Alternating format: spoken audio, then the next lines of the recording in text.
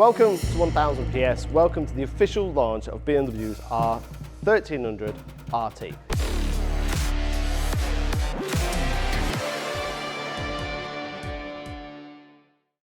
We're in Munich. This bike is immaculate because this is not the bike I've been riding. I've done two and a half days on the RT, so let me tell you as much as I can possibly gather in a very short video. There's a big change for the RT, so we've gone up from 1250 to 1300, and you've probably figured out that they've got the engine from the GS that we've tested multiple times at 1000 PS. So we've really enjoyed the engine, the character, the styling, and the handling of the GS, and they've basically got that engine and put it in the RT. Bit of a no-brainer. So that's 144 horsepower, 150 near enough newton meters of torque, plenty of power and plenty of torque. But what BMW have also done is kind of tried to redesign the RT, I think is the best way to look at it. The RT was a brilliant bike. I think the 1250 was, I think the 1200 was, I've even got some of the older models. I think RTs are brilliant. But what BMW have tried to do with this RT in 2025 is try and make it a little bit more dynamic, try and make it a little bit more attractive, and trying to reduce all that kind of bulkiness of the old bike. Strangely, some riders, even my height, were put off by the RT because physically it looked like a big bike, but the seat height is lower than a GS and it's not actually that heavy or hard to ride. So BMW have tried to get rid of that bulkiness and tried to improve the styling, improve the appeal, and give it a bit more of a sporty stance. You can tell that it looks like everything's been pushed forward a little bit and it's a little bit more sporty and a little bit more on the front. In terms of spec, wow, it's incredible. You name it, it's got it. Do you want a stereo? Yep, you can have that. Does your pillion want heated grips? Yep, you can have that. Does your pillion want heated backrests? Yeah, you can have that. How about little lights in the back top box? Yeah, you can have that. How about a stereo that changes whilst you're riding? Yeah, you can have that. What about a massive adjustable screen? Yeah, you can have that. Front radar, back radar, adaptive cruise control, blind spot detection? Yeah, you can have that. Cornering ABS? Yeah, you can have that. Traction control? Yeah, you can have that. Multiple rider modes, wet, road, and Dynamic Pro, that change all the characteristics of the bike and all the rider aids, even the linked braking. Yeah, you can have that. Different colorways?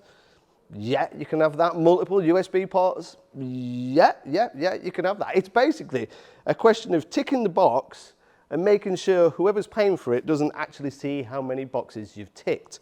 This is the full spec. This is all singing, all dancing. The only thing we haven't fitted is the optional top box.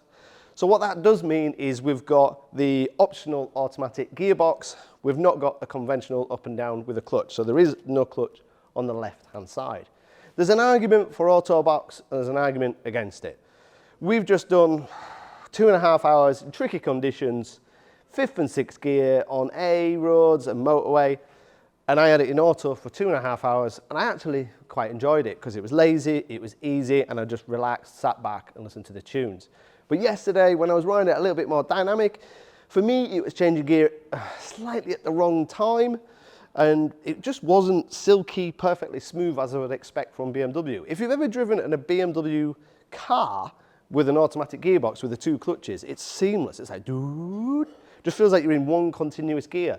And that's what I was expecting. It's a little bit not perfect. It's 8 out of 10, not 10 out of 10. But it'll come down to rider's preference. Personally, I'd save the money and just go for the up and down quick shifter and a manual clutch.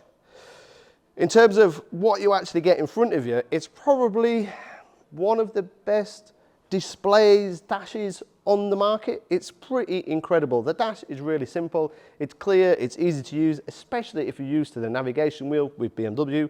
The radar is easy to set up and operate. We just did a few hours then, sat at 150 kilometers an hour, just set the cruise control, sit back and listen to the tunes. Modes are easy to change on the move. We've even got these cool little adaptive side wings that are manual. Screen is obviously electrical.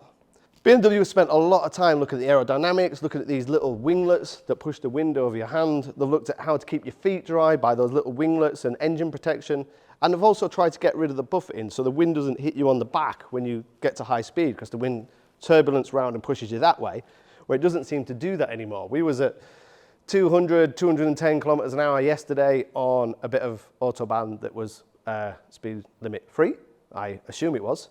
And yeah, turbulence was really good. Stability, once we got to about 190, 200, a little bit.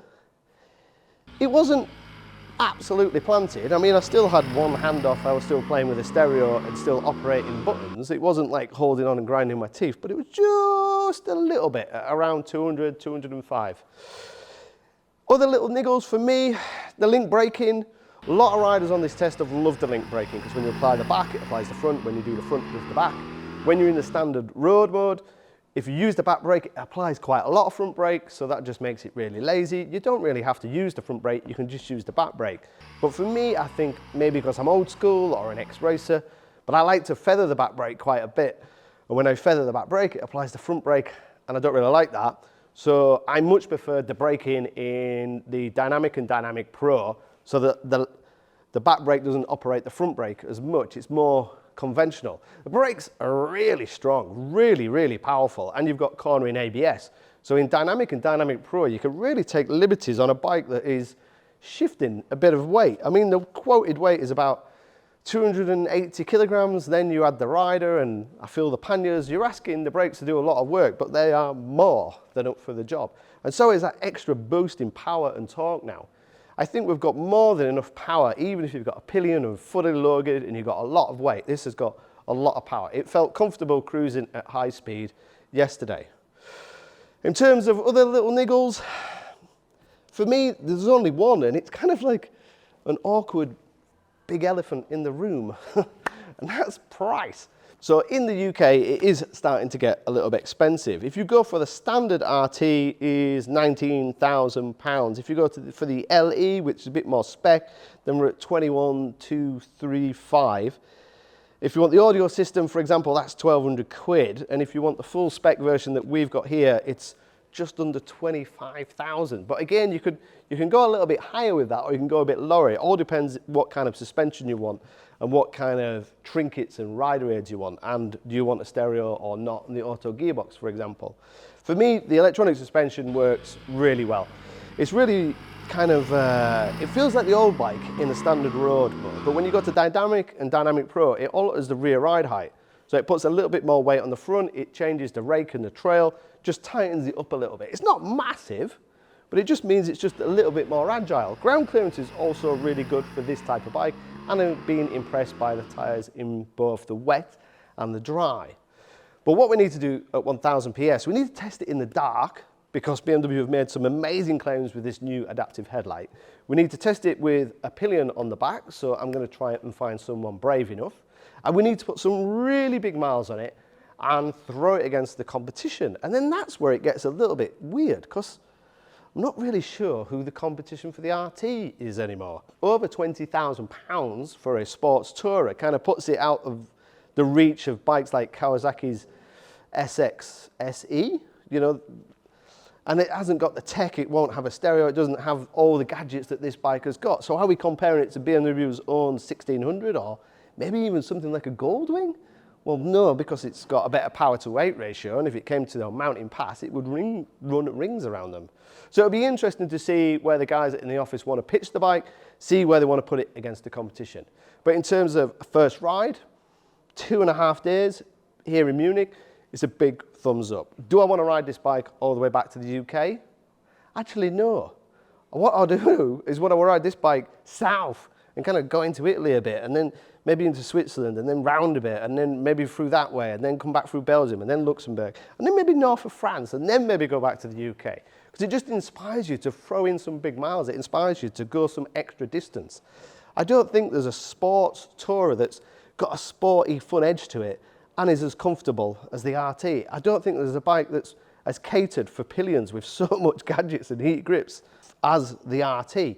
It's going to be interesting when we put it against the competition. The only negative for me is the price. But if you're going to pay BMW, if you want the brand, if you want the luxury, if you want the best sports tourer on the market, then it's time to dig deep and spend a few quid. Thanks for watching. If you've got any technical questions, you want to know that the wheels are now 1.4 kilograms lighter, or you want to know the amount of seat heights that are available and other little trinkets, then please fire some questions below. We'd love to have a chat with you. The guys in the office will get back to you if I can't. Don't forget to subscribe, click that button now, and I'll see you on the next one.